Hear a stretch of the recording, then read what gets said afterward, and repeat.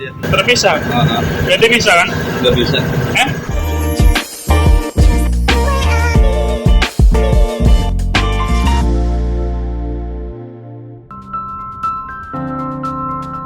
Halo semuanya, izinkan saya untuk berbagi pengalaman mengganti pelek Santa Fe Diesel 2021 dari standarnya ring 18 ke ring 20 inch-nya.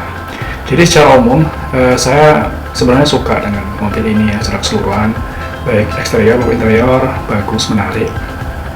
Terutama sunroofnya yang sangat lebar ya. Hanya saja pelek bawaannya nih yang terlihat kurang bagus ya menurut saya ya. Kayak kipas begini ya, sehingga saya ingin ganti. Nah, peleknya sudah kebeli, maunya sih langsung dibawa ke bengkel spuring, nanti ganti ban, balancing, dan spuring sekaligus biar bisa langsung dipakai. Masalahnya adalah ketika kita bilang ke bengkelnya bahwa kita ingin ganti pelek dengan memindahkan TPMS atau Tire Pressure Monitoring System ke pelek yang baru ini, kebanyakan bengkel menyatakan tidak bisa ya. Jadi ceritanya saya membeli pelek ini ya, ini bukan baru sih, ini bekas ya, tapi asli ya, masih bagus lah ya. Saya belinya di Jakarta Utara, jadi sekaligus saya tanya-tanya di situ bengkel spuring yang cukup gede. Ya, di bengkel pertama saya menyatakan tidak bisa. Kemudian saya coba lagi bawa ke tempat satu lagi yang cukup besar juga. Ya, saya udah naik ke tempat registrasi, ternyata juga tidak bisa. Ya. Akhirnya saya teleponan ke tempat spuring langganan di Alam Sutra, Tangerang Selatan sana ya. Nah, ternyata jawaban juga sama, tidak bisa ya. Akhirnya saya hubungi satu lagi, saya tanya di Fatmawati, dan ternyata jawaban juga sama, tidak bisa ya. Masalahnya ada di TPMS ya, Tire Pressure Monitoring System. Jadi saya ingin ganti pelek, tetapi monitor tekanan ban ini tetap berfungsi dengan baik seperti aslinya gitu ya. Fitur ini penting. Mengapa? Pertama, kita selalu diingetin kapan tekanan ban kita itu berkurang ya, dan kita perlu menambahnya ya. Kadangkala kalau tidak ada fitur ini, itu kita tidak tahu ya. Kadang kita tidak perhatian gitu ya. Bahkan sampai kempes banget kita baru sadar, ternyata bannya perlu dipompa gitu ya.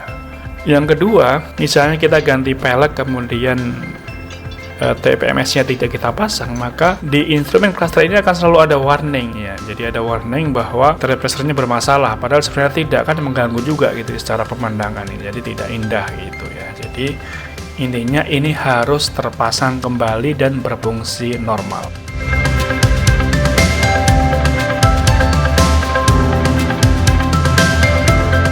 Di sini dikatakan tidak bisa ya.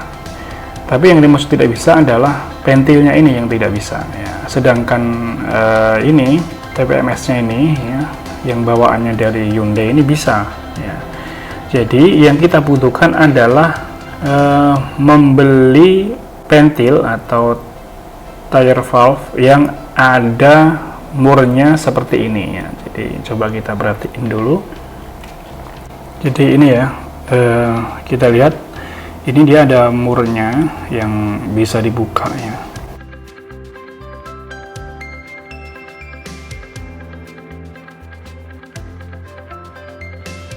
Oke, karena ini dopnya belum siap ya, jadi kita bawa pulang dulu mobilnya. Terus akhirnya kita beli online ya ceritanya. Kita beli online. Ini yang kita beli harganya per pieces 50.000 ya. Ada juga sih yang jual 35.000 yang kalau dilihat-lihat dari toko online. Nah, ini modelnya seperti ini ya. Bentuknya, ukurannya juga ada nih seperti ini ya. Jadi harus hati-hati ya, jangan sampai salah. Karena TPMS itu dopnya macam-macam. Ada yang terbuat dari besi dengan mur gitu sehingga bisa dipakai ulang. Ada yang dari bahan karet luarnya ya, jadi dia kalau dicopot ya rusak, dia sekali pakai aja. Nah, Hyundai modelnya seperti ini ya, jadi karet sehingga dia harus beli baru ketika mau dipindah ke tempat lain TPMS-nya. misalnya kita hanya ingin rotasi ban, bukan mengganti pelek, maka dia sebenarnya bannya tidak perlu dicopot ya. Jadi hanya perlu dibuka di bagian pentilnya ini saja. Kemudian TPMS-nya diambil ya. Ya, TPMS-nya diambil. Kemudian yang terpenting adalah ini kita tandain gitu ya, kita tandain. Mungkin bisa di sini ya, di bagian yang tidak ada tulisan sini, tandain kiri belakang dan kiri depan itu kita tulis, misalnya yang kiri belakang itu RL, rear left misalnya. Kemudian yang kiri depan itu front left misalnya. Terus ini yang kanan juga kita tandain ya dengan spidol permanen misalnya. Nah, dia yang belakang itu rear right ya, yang depan front right ya. Seperti itu supaya tidak keliru ya. Kalau sudah ditandain ya, dan banyak juga sudah dicopot, maka kita bisa mulai pergantian atau rotasi ban. Sekarang kita langsung saja, ini pelek barunya ya. Kebetulan di sini ada dua ya, jadi ada pentil yang besi di sini sama yang di sono. Jadi saya pakai yang karet itu atau yang plastik itu untuk TPMS-nya, sedangkan yang besi ini untuk memompa bannya.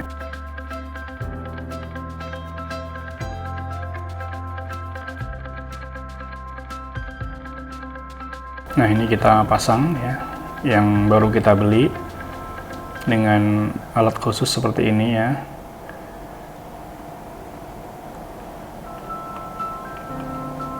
Ini